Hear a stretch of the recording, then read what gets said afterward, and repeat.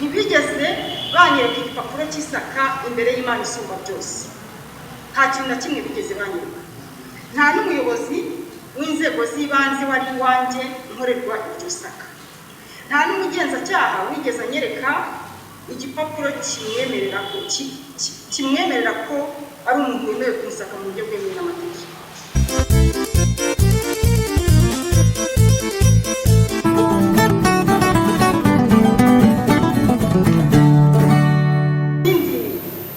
Nabonaga nari mfite agahinda k'abaturage basenyerwa ntibabashe kubona ingurane z'aho bimukira. Ugasanga kenshi na kenshi babagiye imiryango igiye kuba mu mashuri kandi mu by'ukuri mu mashuri hataragenewe guturwa n'umuryango, ubundi kenshi bagasubira mu matongo y'aho babasenyeye bakajya kubamo nk'impunzi. Ibyo nabireba nk'umunyarwanda ukunda igihugu cyanjye nkumva birambabaje, nkumva byakagombye gukosorwa. Ubundi nabwo nari mfite n'ikibazo cyo kwibaza impamvu iyo habaye ibibazo byo gufunga mu gihe cyaza Guma mu Rugo n'ibindi, ibyemezo bifatwa bwa mbere ari ugufunga insengero. Ibyo nabyo nabivuze nk'umuntu ufite kwemera, ntekereza ko bibangamira ukwemera kw'abantu mu buryo butandukanye. Nabyo ndabisobanura muri video zanjye hose, nagiye nsobanura ibyo bintu detaye. Nongera kuvuga kubera agahinda nari mfite ko abantu babuze ubuga gutambuka kandi bagiye gukora ibintu by'ingenzi, ari n'ibikorwa batabasha gusubika. Urugero nk'umugore witwa Noella afite umugabo witwa Nzeyimana, batuye muri Kicukiro. Uwo mugabo we ni mukuru w'umukwiziniye wanjye, nabivuze atari inkuru nabariye. Umugore yagiye kubyara kandi igihe cyo kubyara murabizi mwese, nta muntu wagihagarika, nta nubwo ari kugisubika ngo bishoboke. Ajyana n'umugabo we bagiye kwa muganga, baca ku mupolisi, abapolisi bababuza gutambuka kandi umugore bigaragara ko ari kunda, ndetse abereka n'imyenda y'umwana, utuntu tw'umwana agiye kubyarana kwa muganga. Bamusubiza mu rugo ngo banze ajye gushaka icyangombwa, ariko ntabwo umwana we yagombaga gusubira inyuma atavutse. Mu gihe umugabo ari mu gusiragira ku bayobozi b'umudugudu kugira ngo bamuhe icyo cyangombwa, yasanze Noella we amaze kubyarira mu rugo. Mubyibaze namwe nk'ubutabera, ibyo bintu bitera isoni mu gihugu cyacu. Yabyariye mu rugo ari wenyine, nta muturage ari butabazi, ari muri Guma mu Rugo. Umwana yashoboraga gupfa cyangwa se na nyina. Biranashoboka nk'abagore bo barabyumva cyane ko uwo mugore ashobora kuba yari gukenera ubufasha bw'abaganga mu buryo bwo kumwongera, ariko akaba atarabuhawe. Wenda uyu munsi akaba afite n'ubumuga, yaba yaratewe no kubyarira mu rugo. Ibyo nabibona njyewe nkabona ari amakosa akorwa wenda n'abantu bo hasi kandi hejuru batabizi. Nk'umunyarwanda ukunda igihugu numva nifuje kubimenyekanisha kugira ngo bibe byakosowe. Ntabwo nabivuze rero ngambiriye gusebya igihugu nk'uko ubushinjacyaha bumwishinja. Njye nabivuze bitewe n'agahinda ndimo kubona abanyarwanda bafite, kandi ibyinshi hari igihe abayobozi bakuru batabizi. Nko mu murenge wa Kigarama n'urugero, hariya muri Gikondo hafi yo kwirebero, umuturage yitanze fuso y'ibiryo kugira ngo ufashe abakene mu gihe cya Guma mu Rugo ya mbere. Iyo fuso yadatumwe na executive w'umurenge, ntawe uzi aho yahereye. Nta nubwo twigeze tubona executive ashyikirizwa ubutabera. Wenda njye nk'uku nguku uyu munsi nashyikirijwe ubutabera, nta nubwo tuzi n'igihano yahawe, kandi mutirengagije ko icyo gihe hari abaturage babaye victime yo kuba ibyo biryo byaragetumwe ntibabashe kubibona ngo bibagereho. Ibyo byose rero nabireba nk'umunyarwanda ukunda igihugu cyanjye, wifuza ko abanyarwanda bose babaho neza kandi mu bwisanzure, bintera guhaguruka ndabivuga. Ntabwo nari kujya ku rwego n'ubu kuko ibyo bibazo byari bivangavanze mu ngeri zose. Nashatse kubivugira kuri channel kugira ngo buri muyobozi wese abyumve, aho abasha gukosora hakosore.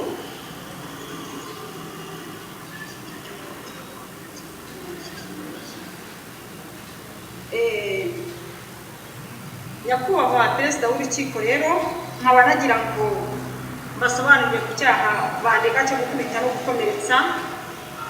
Icyo cyo nagira ngo rwose ntibasobanurire ndi imbere yanyu kandi ndi imbere y'Imana isumba byose, kuko ndayubaha ntabwo nayubahuka ngo nibeshye. Mbarahije ukuri kw'Imana nsenga ko ibintu byose ubushinjacyaha uri mu kuvuga ko bwinjiye iwanjye mu buryo bwemewe n'amategeko ari ibinyoma, kandi nabo ubwabo barabizi neza yuko ari ibinyoma. Ntangazamakuru ntabwo nigeze impisha umwirondoro wanjye, nta nubwo nigeze na rimwe bisha aderese yaho ntuye. Natanze aderese yaho ntuye, ntanga telefone zanjye, ndetse nanasobanura ko umuntu wese uzagira ikibazo ku byo ntangaje ndi capable yo kumusobanurira ibyo navuze. Ntabwo nigeze na rimwe mbona ubuyobozi bwa RIB bunyohereza convocation ku mugenzacyaha runaka ngo njye kumwitaba musobanurire ibyo navuze, ngo iyo convocation nange kuyitaba.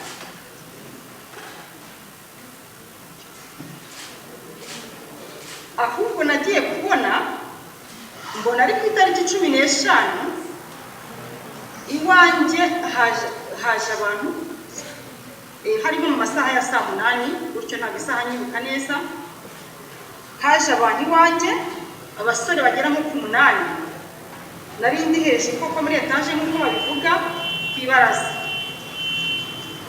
Igihe cyari kimaze gutangaza, ikinyamakuru cy'igihe cyari kimaze gutangaza ko ngo sohoye video ndangije bitaniyaho. Nta n'iminota 30 yari ishize iyo video igeze hanze. Twagiye tubona abantu bakubise urugi, umugeri, urugi rwa portaye, abandi batangira guca hejuru y'igipangu burira bagana mu rugo iwanjye. Abo bantu ntibigeze bakomanga ngo twange kubakingurira, hari na sone ntabwo bigeze basona ngo twange gukingura. Bo baje bakingura mu buryo bwabo bashaka, bamwe burira abandi basunika urugi, tusanga basandaye mu gipangu. Bari abantu bagera nko ku 8 bambaye imyenda ya gisivile, nta karita bigeze batwereka ngo batubwira ko ari abaribu, nta n'icyari kutwereka abo bantu abaribo na gato. Twe twababonye nk'abantu b'abagizi ba nabi binjiye baje gukora umugambi mubisha. Iwanjye hari abantu babiri, hari abagore babiri basukaga abana banjye, hari abashyitsi babiri, umwe ni umugabo undi ni umugore, hari abakozi banjye babiri b'abahungu bakuze, hari na mukuru wanjye umwe, hari nanjye n'abana banjye 4. Uko bavuye hanze binjira bazanye umurego mwinshi, bahita bakubita urugi rwo hanze kuri salo, ibirahure baranabimenagura, bananyakirije cyane, barwana no kwinjira mu nzu, ariko barwana no kuza ahantu ndi hejuru muri etaje. Kuko twese twari tumaze kumenya ko igihe gitangaje ayo makuru, twagize ubwoba ko ari abantu b'abagizi ba nabi, ahubwo baje kumfasha kwiyahura. Dutangira gukoma induru, abari mu rugo twese dutangira gukoma induru, kuko ntuye ku muhanda abantu bahise, imodoka zagendaga bamwe barahagaze, abandi barakura bahagarara ku bipangu kuko abantu bari baje iwanjye baje n'amamoto. Nta nubwo nigeze mbona ribu ijya mu rugo rw'umuntu bitege moto, ibyo bintu ntabwo bizi, nta cyari kumbwira ko ari abarimu. Muri uko kuza rero n'imbaraga nyinshi basenya bakubita ibirahure n'iki, ashobora kuba ari naho uwo muntu wabo yakomerekeye, kuko kuvuga ngo iwanjye hari amacupa, urugo rwanjye ni urugo runini rubamo ibikoresho bitandukanye, nta gitangaza kuba haba harimo amacupa, ahubwo n'Imana yakinze ukuboko, imbwa zari ziziritse zifungiranye, kuko iyo bazisanga ziri hanze zarimo kubarya. Abo bantu binjiye rero nabwo batugezeho ntibigeze batwereka ikarita, nta kintu na kimwe batweretse. Binjiye mu buryo buri terefiyora buteye n'agahinda, ntibifuza ko hari umuturage n'umwe ibintu byambayeho bizigera bibaho na rimwe, kuko ni ibintu byatera umuntu guhaha. Umuturanyi yavugije induru, yahamagaye kuri ribu, noneho tubona haje abantu bambaye iniforume bari bagerageza kumbwira ngo manuke hasi, ariko ntabwo nari kumanuka kuko nari mfite ubwoba mu nzu bari barimo babandi. Nagize ubwoba ko bantura ku mayesikariye nanga kumanuka, ndindira ko badusanga hejuru. Baje bahise batwambura amatelefone twese, njye bahita banyambika amapingu. Ntabwo bigeze bambwira ari bantu ki cyangwa se bagenzwa n'iki. Mu by'ukuri nihuse nta manda bigeze banyereka yo kumfata, ahubwo bagumyeho sinzi ibindi bintu bakoraga, bimwe bakanadukingirana bambishije uburenganzira mu rugo rwanjye. Hari n'ibyo bakoraga ntabizi, bafunze amapingu. Barindira gato baritinza, ngo niko haza n'abandi. Bigejeje nimugoroba nko mu ma saa 2 z'ijoro nibwo batangiye gusaka mu rugo rwanjye. Ntibigeze banyereka igipapuro cy'isaka imbere y'Imana isumba byose, nta kintu na kimwe bigeze banyereka. Nta n'umuyobozi w'inzego z'ibanze wari iwanjye nkorerwa iryo saka, nta n'umugenzacyaha wigeze anyereka igipapuro kimwemerera ko ari umuntu wemewe kumusaka mu buryo bwemewe n'amategeko. Barangije gusaka, babirangije nko mu masaha y'isaa 8 cyangwa saa 7 za nijoro.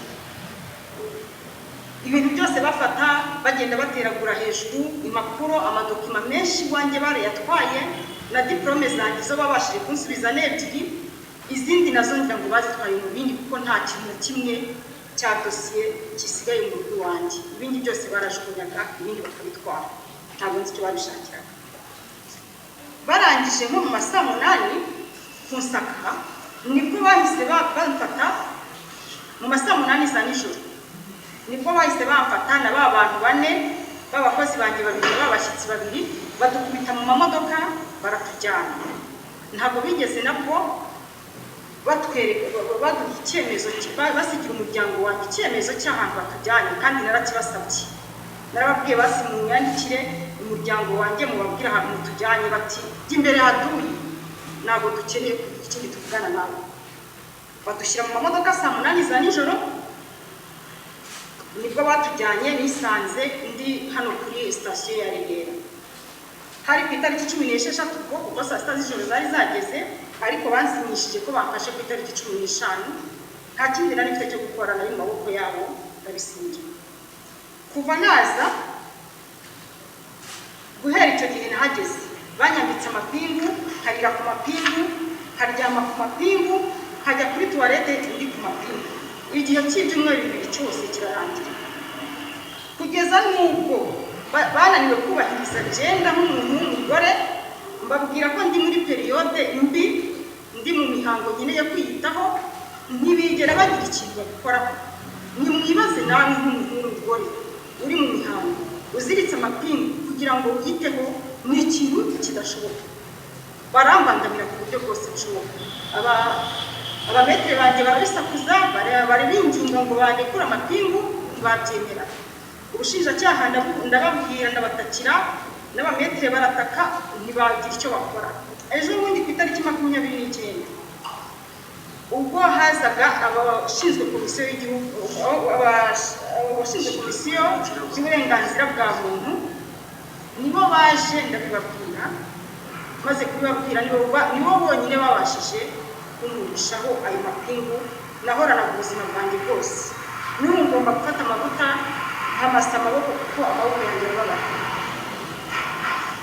Nyakubahwa perezida w'urukiko, nkaba nagira ngo mbasabe kuko niba urukiko rwo ari urwego rwigenga kandi rw'ubutabera, mumbabarire mureba ku gahinda kose nagize, murebe itotezwa nakorewe nk'umuntu w'umunyarwanda utarigeze nshaka guhunga cyangwa se ngo bambure bajya kunshaka nkaho nari ingegera.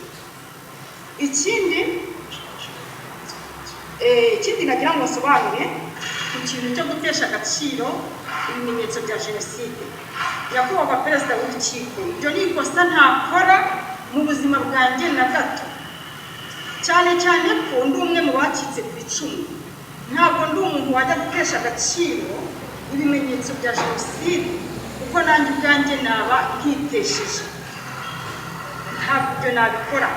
Njyewe navuze ibyo nabivuze mu mvugo yanjye, mu burenganzira mpabwa n'itegeko nshinga bwo kuvuga mu gihugu cyanjye nisanzuye, kandi mu mvugo yanjye itemerewe kugira undi muntu uyitatuza uko yishakiye.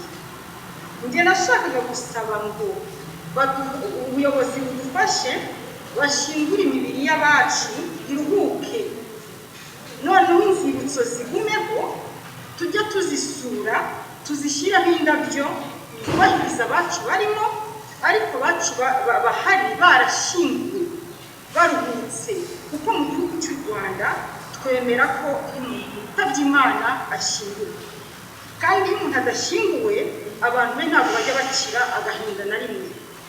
Muri icyo kintu nashatse kugaragaza, ntabwo rero nabivuze mu buryo bwo gutesha agaciro inzibutso za jenoside.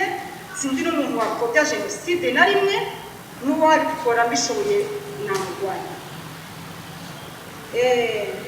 Nyakubahwa perezida w'urukiko, nkaba nagira ngo nongere basobanurire ku ngingo bavuga ngo yo gutambamira ibikorwa n'imirimo y'igihugu. Ntabwo nari kuba ntambamira ibikorwa by'imirimo y'igihugu ngo njye kuvuga mvugira abanyarwanda, cyane cyane ko mubona avugiraga ntabwo ari jye wivugiraga, nta na mwene wacu wari urimo, navugiraga abanyarwanda.